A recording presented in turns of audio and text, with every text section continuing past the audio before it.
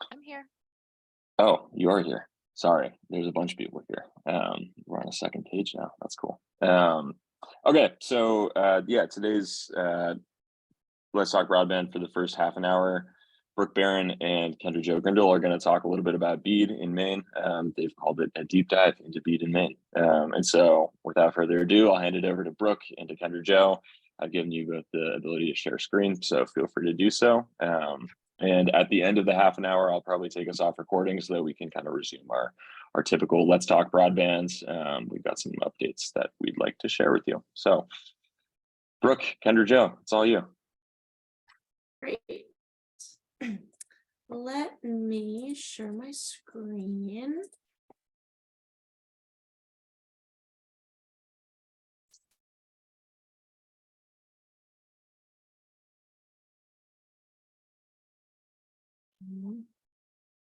Let's see.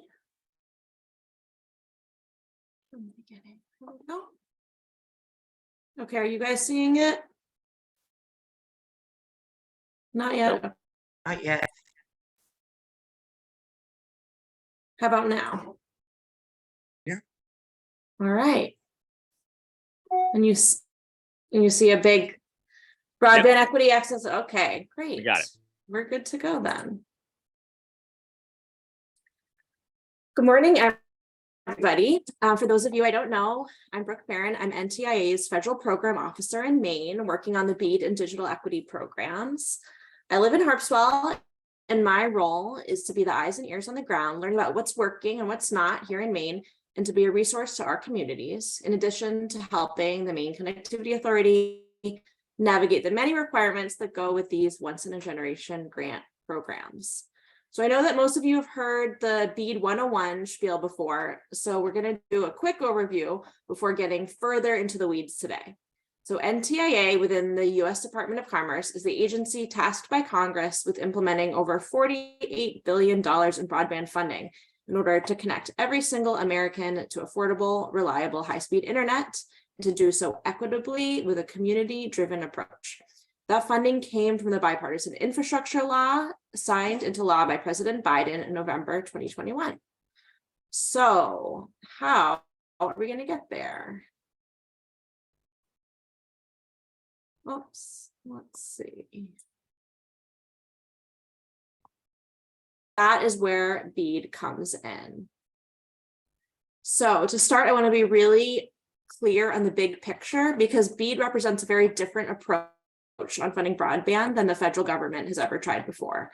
We all know about the many broadband programs that the federal government has run over the past decade or so, with folks in DC, including at NTIA, making decisions about which ISPs and which communities to fund. And this is not that. The BEAD program is a federally funded but state-led effort with a lot of wraparound NTIA support, but it's a state effort so that states and communities can get into partnership with each other, and then in partnership with internet service providers to ensure that the infrastructure we're funding will be affordable, reliable, and universal.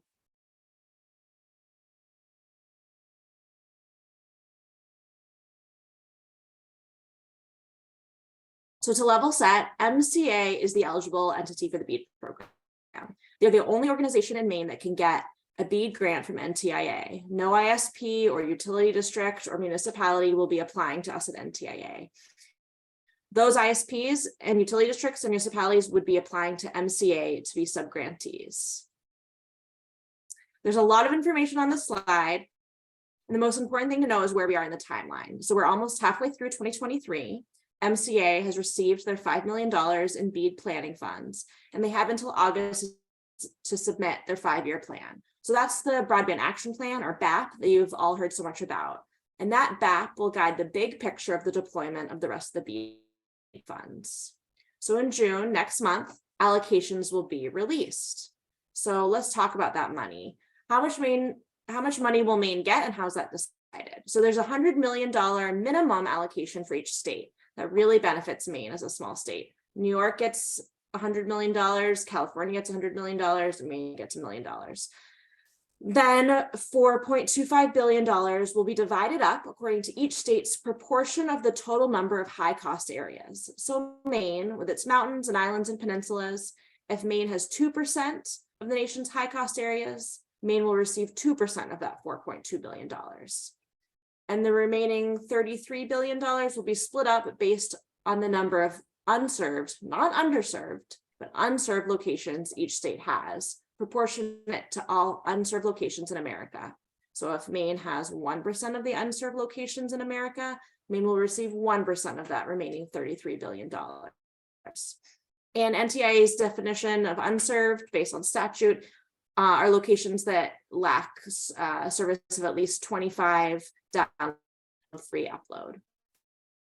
And the allocation will partly depend on how successful the availability challenges to the FCC broadband map were. Again, we'll find out by June 30th, 2023, what the allocations will be for each state. And after the allocations are released in June, MCA will have 180 days, so probably around December, to submit its initial proposal, which is required before it can begin awarding funding to subgrantees to build infrastructure. That part will likely begin in 2024. So the initial proposal, it includes these 19 components to lay out the details of how MCA will serve Maine's unserved and underserved locations. NTIA, as you can see here, requires a whole lot of details, and that's all based on what Congress required.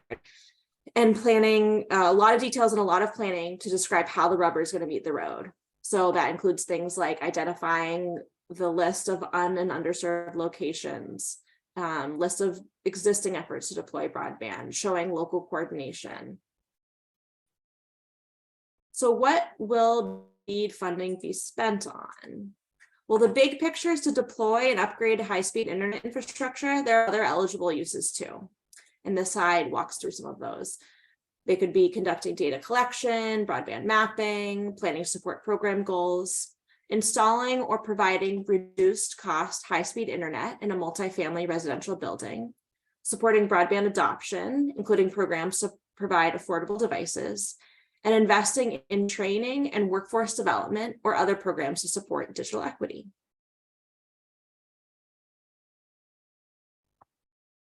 BEAD will prioritize complete coverage of unserved locations and then underserved locations where funding permits, and then community anchor institutions. So like I said, the definition for the BEAD program for unserved are speeds below 25 download, 3 upload. For underserved, it's 100 download and 20 upload. And this list of priorities, this is about how states will prioritize their spending. It's not necessarily about timing. These activities can and likely will happen simultaneously, but before working on serving underserved locations, a state must first have a plan to serve all unserved locations. And then if funding is left over, MCA could spend money to serve community anchor institutions like libraries, community centers, or colleges, providing symmetrical gigabit speeds. And as part of the initial proposal, MCA will conduct a process for certain stakeholders to challenge if a location is eligible for funds under BEAD. To be eligible, a location must exist on the FCC broadband's map as a broadband serviceable location, and it cannot be under state or federal enforceable commitments to provide broadband under other programs that would otherwise meet BEAD requirements for speed. The challengers in the state challenge process, which could include ISPs, nonprofits, municipalities, and tribal governments, they can make the case that a location listed as served is actually unserved based on certain speed test data, or they could prove that a location listed as unserved is actually served, something an ISP may be able to prove. MCA will have some leeway in how they conduct the state challenge process and what criteria they considered. NTIA just closed the public comment period on the state challenge process on May 5th and will be issuing updated guidance based on the feedback they received in the coming weeks. So once the initial proposal is received and the challenge process, the state challenge process is complete, then MCA will be eligible to receive 20% of its total allocation, and it will begin the subgrantee selection process. The subgrantee selection process is governed by a framework set forth by statute and enforced by NTIA, and the details within those guardrails will be worked out by MCA during the development of their initial proposal. So before I hand off to Kenrda Jo, I want to reiterate that the BEAD program promotes fair labor practices, workforce development standards, and climate resiliency. We know that this is a once-in-a-generation opportunity that Congress created, and we're going to do it right. And with that, I will pass it off to Kenrda Jo, who will talk a little bit more about next steps, where the rubber really meets the road in Maine. Thanks, Brooke. And feel free to put some questions in the chat. We'll get through all of this like very much in the weeds information and then open it up to more of a conversation. So I will share my screen and just say quickly, thank you all for joining us. And for encouraging us to have more of a deep dive into this. Give me just a moment. It looks like I have so many windows that I can't possibly find my screen to share. Okay. Wow.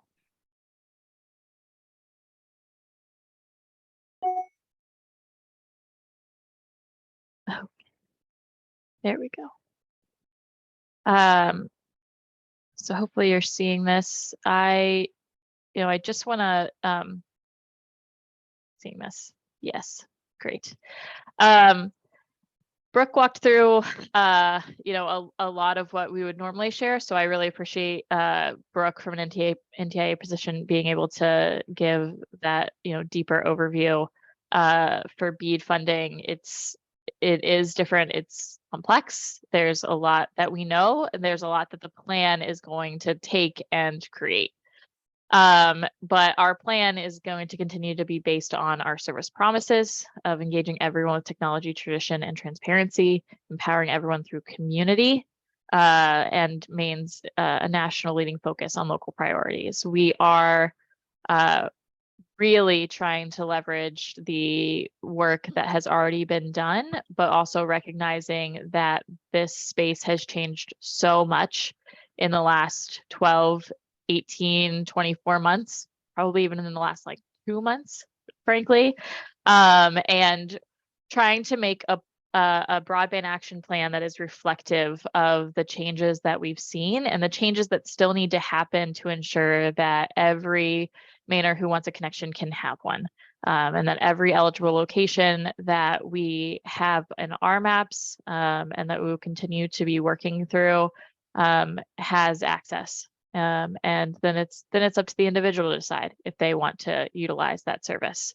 Again, never forcing it on someone, but we want to make sure that they have the ability to get a connection and then get an affordable connection when possible. So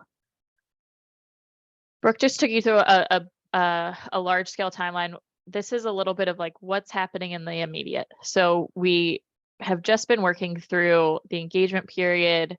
I say we, it's not me. Tanya Emery has been on these calls quite a bit. It is mostly Tanya, and which is why she hasn't been on here lately, because she is just every day writing. I think our weekly updates for our entire team, it starts out with just writing. She on the Broadband Action Plan, and my colleague Maggie Drummondball, who some of you are also familiar with, on the Digital Equity Plan. This is not going to be a 5-page document. It was nice. It was a good, if for those of you that know the Maine Can't Wait climate plan, and I typically have one around me somewhere. I think I do have one. Because who doesn't just have one of these hanging out around them? This is the climate action plan for Maine. So this is similar to what I want you to be thinking of when you're thinking about the Broadband Action Plan. It's going to be one of the most comprehensive plans we've seen in the state around broadband. No, it will be the most comprehensive plan we've seen around broadband for the state. And we're going to do our best to make sure that it's not just a 100+ page document that sits in my backpack or sits in someone's email, but be able to also break it out into sections that are most usable for all of the collaborators we have in the space, for internet service providers, for community broadband leaders that are working in the infrastructure side of things and planning, and those that are focusing on digital equity, and are wanting to see that piece. So as we complete the draft in June, we're going to go into public comment, which we're calling Reflect and Revise. So the draft plan will be available, and we will have a series of engagements throughout the month, 1 month, where we're really looking for feedback from anyone and everyone who touches the broadband space, whether it's on the digital equity side of things or infrastructure planning.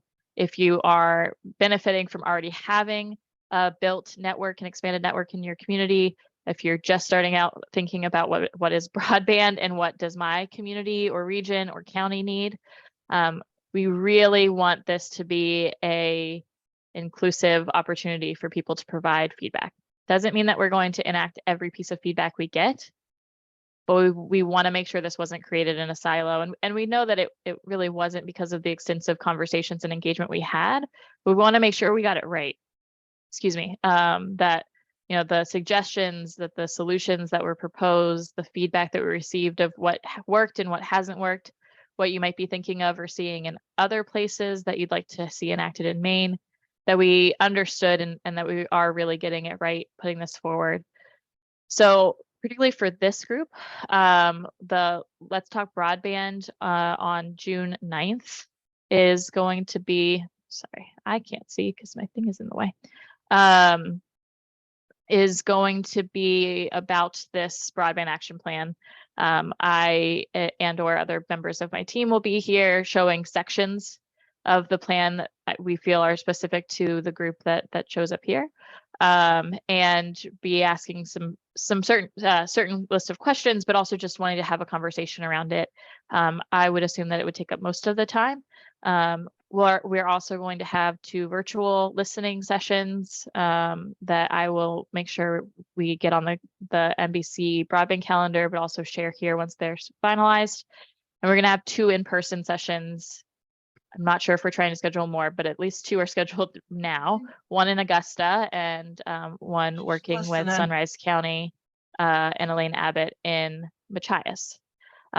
So if you have an existing meeting or something that we should be, what days are best for you? It would be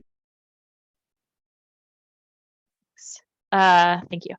If you have an existing meeting or something that we could bring this to, and we'd like to discuss and provide some more concentrated feedback for your region, we're happy to do that. We are going to bring this into all of the task forces meetings that we have, task force meetings that we have coming up in June. So where we know that there are kind of bodies of people like all of these that we've already established coming together around broadband from their own specific topic area, we are going to be asking them for feedback as well. And then in July, we're going to be submitting that first plan and moving it forward. So the this is the other thing that I wanted to share is just, what we can anticipate for this work, both from our broadband action plan, but also the digital equity priorities. This is going to help us create this roadmap for deploying BEAD funds, areas that need to be targeted, an understanding of the demographics and impact we want to be having across the state, and how those 2 things overlap. So not just eligible locations under the definitions that Brooke just shared of unserved and underserved, but also our covered populations and how we are targeting funds across BEAD to reach everyone in the state, rural, veterans, the unhoused, and the list kind of goes on. There's 8 groups. and trying to marry all of this work together instead of it's felt very segregated in the past and siloed. But really trying to create a plan that's bringing all of those pieces together, and really excited about the opportunity from NTIA to be able to do that and take the time to do it. And then there's going to be, coming out of this, really critical projects and partnerships to ensure that we can keep this work moving forward and actively deploy the plan in the 5 years following. So this, again, it's not just going to be the work of MCA, it's going to be the work of all of our partners in this space, those that we've already teed up, like the regional and tribal broadband partners, but also the Digital Equity Task Force, libraries, healthcare systems, affordable housing systems in our state, to help us get this funding where it needs to go at the most local level, broadband committees and internet service providers included. So that's a little bit of a look of where MCA is kind of in the immediate. Gonna stop sharing for just a moment. And also just say that in the second half of the year, we are also hoping to engage and convene a series of educational information sessions that bring people up to speed about the potential implications of BEAD on Maine broadband and digital equity investments. So we all kind of, a lot of us around the table know that changes are going to be happening because of this funding, and that we need to change and the space needs to adapt. And I feel like right now, really speaking to the broadband infrastructure side, it's the work of all of us to come together and understand and build out what that change is going to look like and build some of the muscle memory around it. So the more conversations we can have, and I feel like this is a huge bulk of what I'm thinking about right now for programs like Get Ready and other planning, programming, and support that we're doing with folks like the Maine Broadband Coalition, is how do we take everything that we've learned and work together to start to refine and design what community involvement, participation, and planning should really look like leading into a really specific funding criteria that like BEAD and programming like BEAD. And so it's been, I feel like it's an interesting moment in time where we know just enough to get those conversations started. But I think once the plan is a bit more final, we'll have a stronger foundation to have those conversations and build out a better set of tools, especially knowing that there's so many more people coming into this space who are looking to just get moving. And we've seen it across our regional broadband partners, like Hildy at GrowSmart, and pulling in, working organizations from Southern Maine and seeing more activity across the state. It's a really great opportunity to take the time and lay a really strong planning and involvement process for everyone moving forward. So that's all I have. And I see some questions and things in the chat. And so Brooke, I don't know if you want to just open it up and we can have some questions and answers. Yes, that sounds great. I see there have been a couple questions about which technologies are eligible. And as Brian piped in, which thanks a lot, Brian. The BEAD definition includes wireline and fixed wireless using licensed spectrum. So satellite does not meet the definition of reliable broadband service under BEAD. And Paul, yes, exactly. I'm just getting caught up in the chat. Paul asked about fixed wireless being a challenge in areas, rural, hilly areas with lots of tree interference, showing that FCC map will likely never be correct and unserved homes will be ineligible. And as Brian noted, the state-led challenge process will help try to get to the ground truth. So that's when MCA has the flexibility to narrow definitions in some cases For example, DSL is actually in statute counts as a reliable broadband service, but NTIA is encouraging all states to eliminate locations served only by DSL. And other states, including MCA, may make further refinements of that subject to NTIA approval. Kenrda Jo, is there anything you want to pipe in there? The only other thing that I would add is, in working with a lot of communities around some of our current funding, there's been a constant question of how can we share information if we know that there are premises that aren't, that the numbers are off a little bit from what we're hearing or seeing, or how can we help verify? And I will just say that I've been working with our GIS, our data analyst, Megan Grable, who some of you have met on here before, to talk through exactly how we want to receive information like that, not just now, but into the future, so that if we are asking for community members and community leaders to put in some time to collecting some of this data or verifying some of this data, and not just for this work, across any of our infrastructure funding deployment, that we are pretty clear about what and how we need that data to be able to use it to the best of our ability.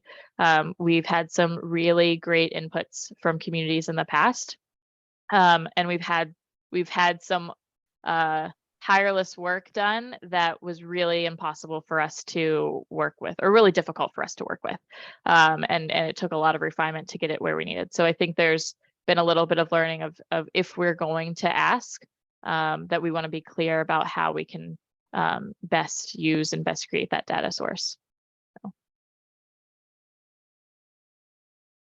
Ruben, I see you asked about the minimum speed requirements for BEAD. Yes, from NTIA's perspective, it's 100 over 20. MCA, I believe, may have a higher standard for minimum service of 100 over 100. Is that correct, Kenrda Jo? Yeah, so our broadband standard is 100 over 100 for Maine, but these standards for BEAD will be based on NTIA's definitions as the funding source. So which is one thing that makes us different from the current funding we have under Connect the Ready, which is capital project spend. And we were able to use our definitions as a state for those requirements.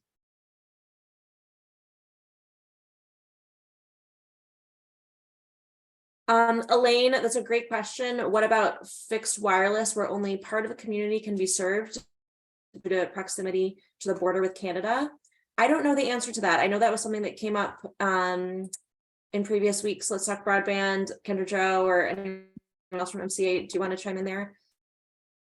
I don't know. Andrew just came on the screen, Hey, but Andrew. I will just say that, Elaine, I want you to keep bringing this up as often as possible, and I love that Chris was able to be on the call with us to also have this in his brain of like, as we look at maps and see lots of dots, the dots don't really tell us the context of what we're looking at. So being able to have people like Elaine who can show us and tell us the kind of these extenuating circumstances around the dots we see on a map, like that of a community very close to the border in Washington County that is struggling with being so close to the border. And you're muted. I will never give up on Vanceboro and Lambert Lake. Never. Never. Where As you should. If good internet is 6 over 0.49, it's frightening. So I will never give up, Kenrda Jo. Yeah. And I will just add that one of the things that is really beneficial of meetings like Let's Talk Broadband and just conversations that we have is the context that some of you have been able to provide around the communities that you are living in or working with. Because again, we can sit down and look at the FCC map and our map all we want, but there are other things at play. Like I just had an email from a regional partner about, and by the way, if you go and talk to them about broadband, just know that they are currently dealing with like a select board town manager issue of misappropriation of funds. And so anything that's going to be about money, they're not going to want to listen to. or anything that doesn't feel urgent. They're not, and it's like helpful context for any kind of conversation we're going to have. So I don't know that Brooke or I have the answer to the Vanceboro Lambert Lakes issue today, but it is something that I know I think about, and fortunately Chris Bonikowski also gets to think about as well. And I will note too that it is something that after last week's meeting, I did flag for NTIA leadership. Obviously, we have a lot of border in this country. It is not going to be a Maine specific problem, and we'll hope to get some more ideas about technological solutions there.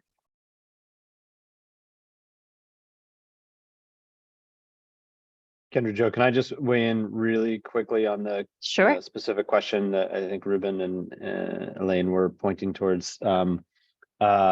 Yeah, it's been a really fun learning experience to realize that the general access CBRS is not functional within proximity of the Canadian border. But part of the reason why that technology was identified as an option to explore through our Jumpstart Connectivity Initiative was because it was identified as one that would not be identified as reliable as the NTIA has defined it. Hence, the locations served by that technology would not be precluded from future BEAD funding. So those are a couple of the criteria that we've tried to factor into that initiative that, again, try to thread this needle of how are we providing at least something for everyone while we build out a pathway for broadband for everyone. So just, it's a good question, and it has a key part of how we think about the role of wireless solutions for addressing our connectivity goals. So just thought I'd highlight that. I see Paul's question. I submitted a challenge, but have still not heard or seen a response. So just to be really clear, because there are two processes, they're both called the challenge process. It's really confusing. So the FCC challenge process, that would be what you submitted a challenge under. That's FCC's development of the national broadband map. And that's what NTIA will use to determine the allocation for each state. As far as I know, and again, it's FCC, not NTIA, we're just using their map, but as far as I know, yes, those challenges are still being adjudicated. If you submitted through either the FCC's website directly or through the portal that MCA linked on their website, that they are still working through those maps. It will be later this year that MCA will unveil its own state challenge process, and that will be to determine not whether a location exists, but whether it is truly served or unserved. So that's the availability question. Mark's question does, and I'll kick this to the MCA team. Does NTA or really MCA think that having an ISP partner will be important to communities as they consider this funding source? Can't hurt. Kenrda Jo, I don't know if you've got more you want to, Mark, I'm happy to hear more if you're wanting to elaborate the question. I think certainly for having a internet service provider that will be needing to go the distance in all of the work associated with the design, development, planning, ownership, maintenance, funding, reporting, and compliance. That's capacity that is needed. Having a partner as a service provider that is going to be responsible for that certainly can't hurt a community process. But I think it also goes to inform, I think, some of Amy's question of how can communities go about selecting their ISP partner, which feels like a different question, which Kenrda Jo, I'd happy to hear your thoughts on as well. But feel free, Kenrda Jo, if there's more you would want to weigh in on that. Yeah, I mean, from where I sit, we still value private-public partnership, and I think it's critical for Maine, and I think it looks different for each community and might look different for different programs that we establish. But having communities partnered with an ISP, whether it's an incumbent, whether it's privately owned or publicly owned, is really critical for the success of the infrastructure and success of deployment of these funds, right? Like talking to communities across the state right now, and this isn't going to change, the more community members can be pulling in resources, can be that local voice, speaking on behalf of their partnered ISP, speaking on behalf of the technology that might be changing within their community, the better everyone is going to be off for it. The more likely it is that someone might switch to a better technology and understand why they might want to switch, the benefits of switching, the cost savings or difference from switching, and the more feedback and accountability we're going to see within the space looking out 3, 5, 10 years.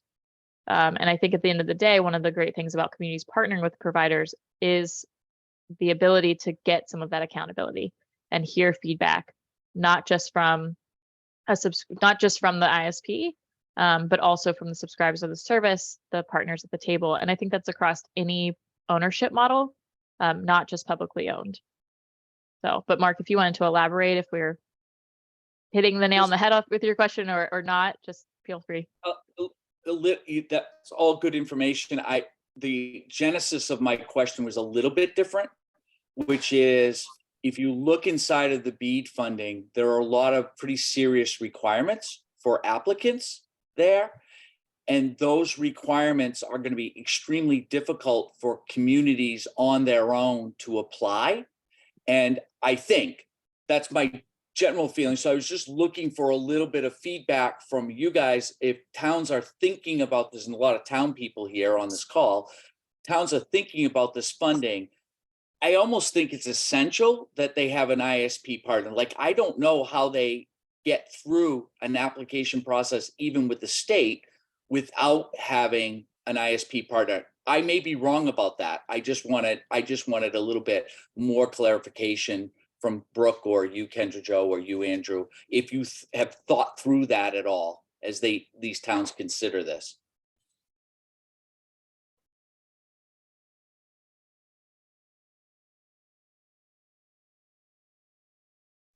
I'll say from NTIA's perspective, this is really where it's a state-led effort, federally funded and state-led. So this level of detail about subgrantee selection, NTIA would be agnostic on. Yeah, probably for the same reason why, Mark, we would provide a little bit of a hedging response as well, which is that, like, we are trying to defer to community choice and community-driven efforts, and that's why we've also worked really hard both with US Treasury and with NTIA in clarifying requirements for subrecipients. The recent guidance that was provided by US Treasury has a heavy amount of Maine's fingerprints on it. As we have gotten insights from you all, the provider community, around important considerations on the reporting requirements.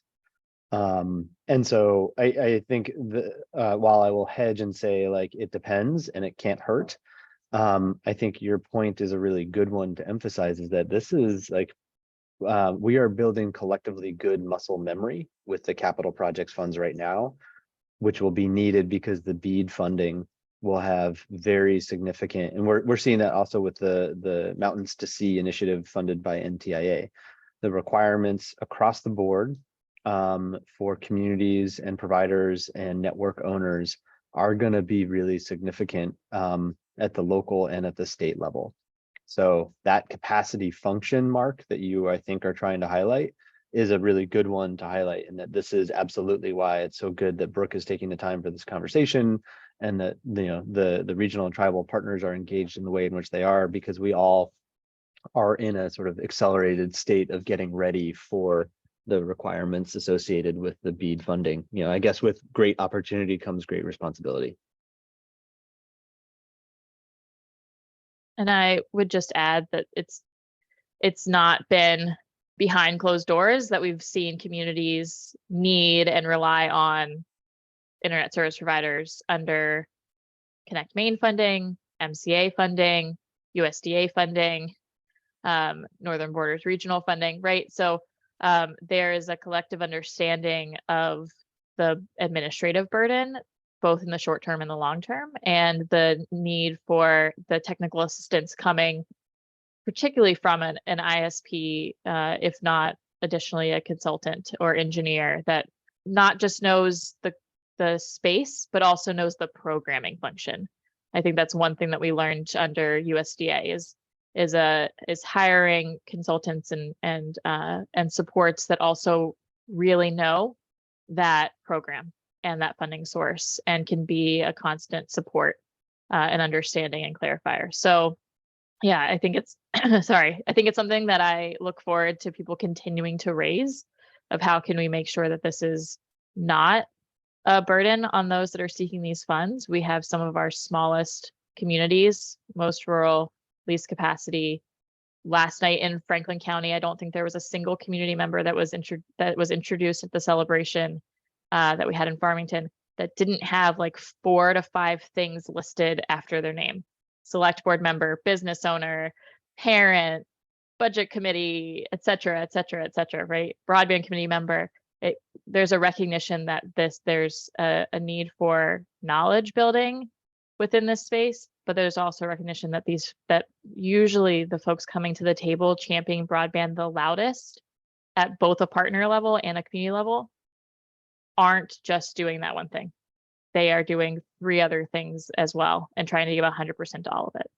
So hopefully you shared some of that in our broadband action plan feedback, as well as continue to do so during the reflection and revise.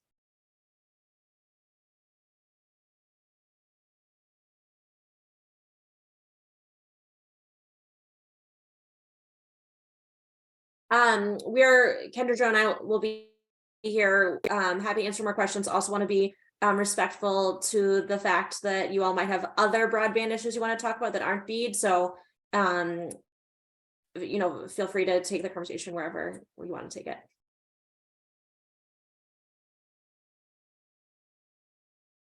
Andrew. Brooke, I have a question for you.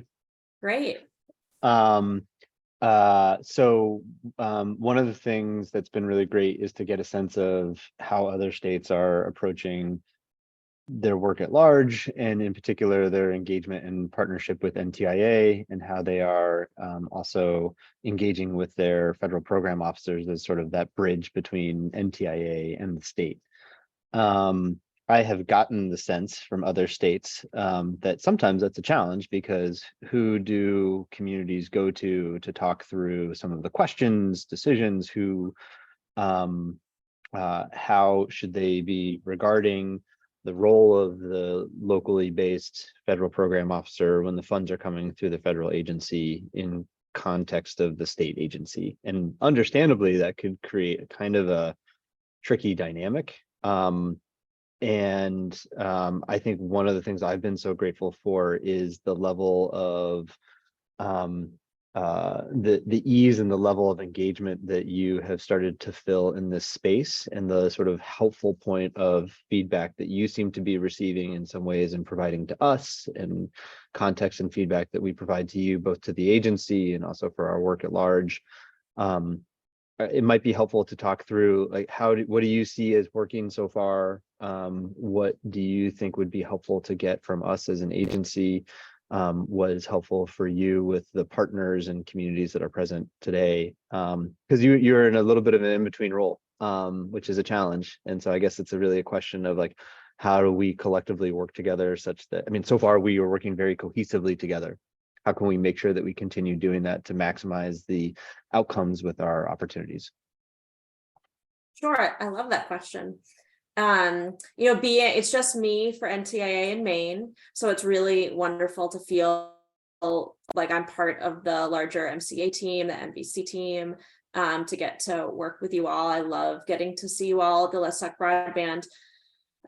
In other states, there's not a Maine broadband coalition. In other states, the state broadband office is deeply embedded into an existing agency. So I think we're really fortunate in Maine to have these organizations that are fully focused on broadband. It certainly makes my job easier. There's also been, I don't know any other state that has had as much local organizing on broadband as Maine has, going back decades. So all those things are just hugely positive. And when, MCA is doing this stakeholder outreach to fulfill the requirements of NTA and creating these plans, it's clear these aren't the first times that MCA has been, or and MCA staff members have been having these conversations. You know, you're not like plopping into a community that you've never spoken to before. So that really helps. It really helps to have support all the way to the top, going to the governor. You know, some of my colleagues are working in states where they can't even use the term digital equity because equity is like a banned term in state government. So I'm really grateful to have to be working in a political and cultural landscape where people agree that these are important shared goals. MCA specific, the fact that you, through the All In initiative, through ARPA and CPF, are, you know, doing so much certainly helps. And, you know, that will, those creative approaches you've been able to take with the CPF, you know, every serve location that you're able to fund through other dollars, that's, you know, more money that you can devote to the rest of the state through BEAD. That's really helpful. It's going to be, I do think it'll be a learning curve when we get the funding in BEAD, because there are different requirements and it is a lot stricter than CPF and what can be funded and all of the reporting. So that's why I'm here.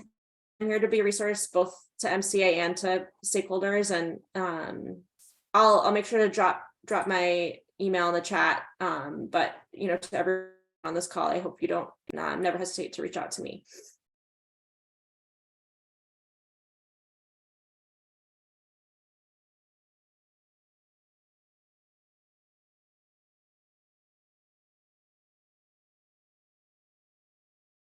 All right.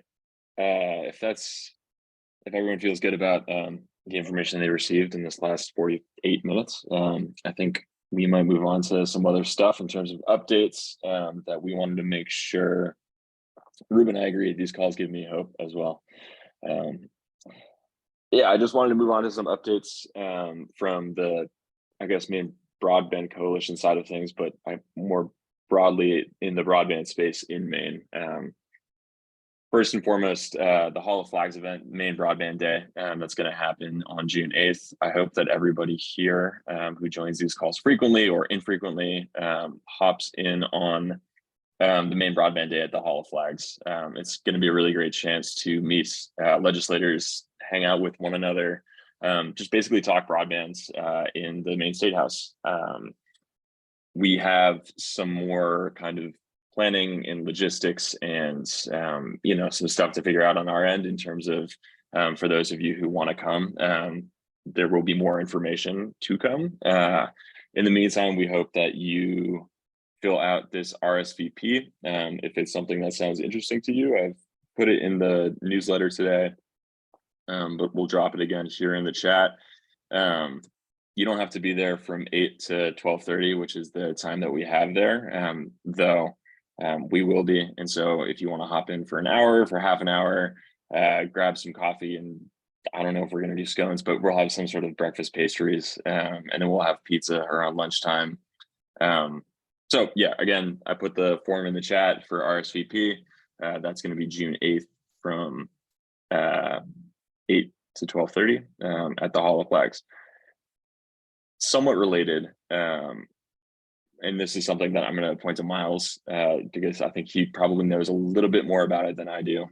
But there is some movement right now in the Maine legislature to have our internet privacy bill that is kind of the leader in the nation by all accounts in Maine. That is somewhat under attack right now, and I'll have Miles speak about it a little bit more. Thanks, Joe. So it's a little confusing, but essentially Maine has a privacy law whereby your internet service provider cannot sell the data that they collect about your browsing history or anything you do on the internet. They can't sell that without getting your express permission. You have to opt into that, which is not the case in almost every other state, where the assumption is that they will sell that data to whoever they want. And if you don't want them to, then you can opt out. And we've seen cases of that type of data being sold for all types of purposes that you would not want it being used for political purposes, to foreign governments, all kinds of things. Whether you're left-leaning or right-leaning, there's always something, some uncomfortable use of data that you'll see. There is an effort to write a new Consumer Privacy Act for the state of Maine, which the bill was just printed. I shared the link in the chat. We're still reading it because there have been some changes since the original draft was circulated, but the draft was written, as far as I can glean, by lobbyists for Facebook and Google in the state.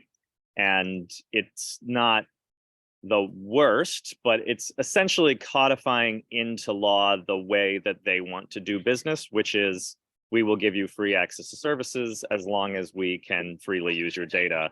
And if you want to ask us to stop using your data, then there will be a process for you to do that, but it will be arcane and hard to find, and we'll have days and days to respond. And again, it's putting them in control of your user data. This is not something that the Maine Broadband Coalition has focused on in the past, but I think it's becoming, it's something that lots of people I talk to are interested in.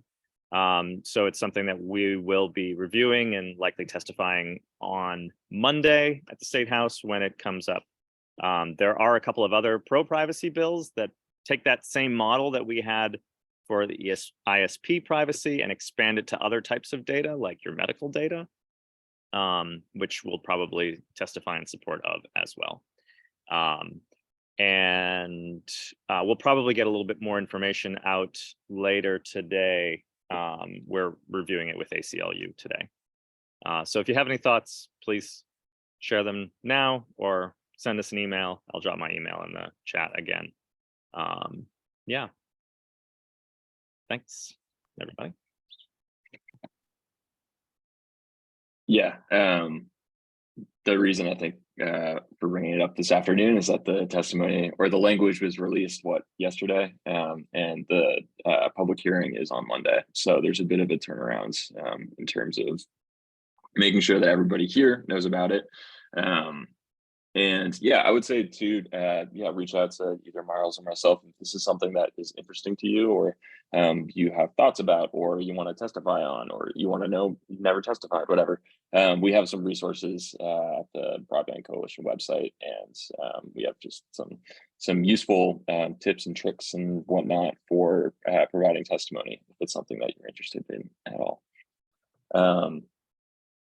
Cool. So, I mean, we have 6 minutes left. This is typically, or at some point, I like to ask what's going on in communities. But yeah, if anybody has any updates, wants to ask any questions, I see Charlie is raising his hand. Thanks, Charlie. If you'll let me share my screen, I have pictures from this morning on Isla Ho. You should have the ability to share screen. Yeah. Okay, it's Charlie, I asked for pictures, what, 30 minutes ago? You already got some? yeah. Well, Donna was on earlier.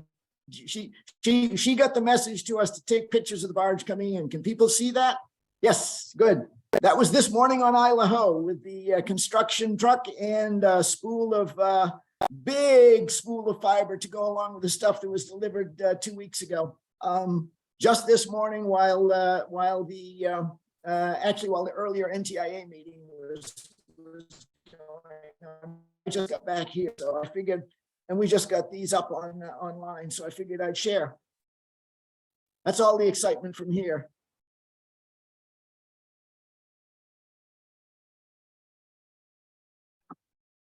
That is exciting. Yeah. Very exciting. And just, Like, yeah, on Island Plant on Isla Ho is getting built this month in the next couple of weeks. So that's the first step, is getting the barge over with the truck. Construction crew is due on Monday or Tuesday. When are we having our Isla Ho clam bake party, Charlie? 2024. When's the celebration? I'm marking my calendar. We'll skate over. We'll keep everybody informed, of course. We get some of the local lobstermen to to chip in some lobsters for a good price.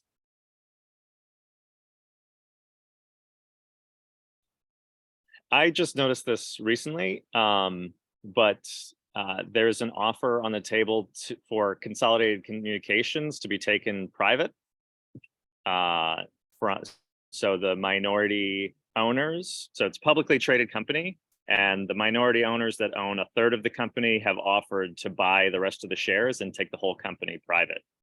This news came out in late April, and Consolidated's not talking about it. They're not supposed to, but it's currently being negotiated and it might happen. Just curious if anybody has heard about that, has any thoughts about it, knows about, what might be the implications of that. Miles, I don't know if it's related, but there's rumors circulating around that Crown Castle is looking to make some sort of an infrastructure play into Maine, and they'd be of that scale that they'd be able to, but I don't know if there's any correlation. Yeah, interesting. It's the investment group that owns a third of it already is Searchlight. Thank you, is Yeah, making yeah. an offer, but they probably have some other equity behind them. Anyway. Yeah. Yeah, I know from this end, being the user of the service, I'm just going to wait and see what happens. Who knows? But I would have to say Searchlight, though, was part of the entity that made them go fiber. Right. Go away from copper. Right. So could be good. Yeah. Fingers crossed. Bad. It's hard to know. You never know. Yeah. Yeah. Because they wouldn't have as much access to capital if they're taken private completely, but then they'd also be able to do things like run it. They've been losing money the last couple of years as they've rolled out all this fiber, and there's some pressure to make them profitable because their share price is so bad. It's dropped so much in the last 10 years, 5 years, I should say. So it's hard to know, but that would be big for Maine no matter what happens. Yeah, Simon. I know you're on the call, but I'm assuming you're not able to discuss, but if you want to say anything about it, Simon from Consolidated, if you're still listening. No, I wouldn't discuss that, Miles, but we're interested to see how it plays out. Obviously, that's at the board level, not necessarily something that is being discussed internally, but we'll see how the process plays out.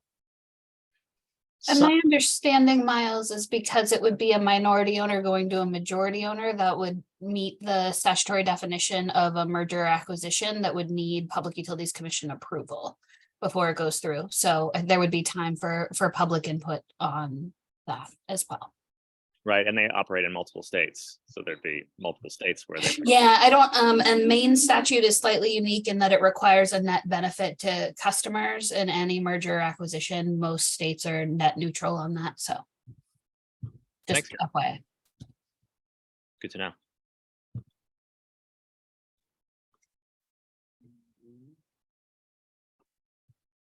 All right, anything else?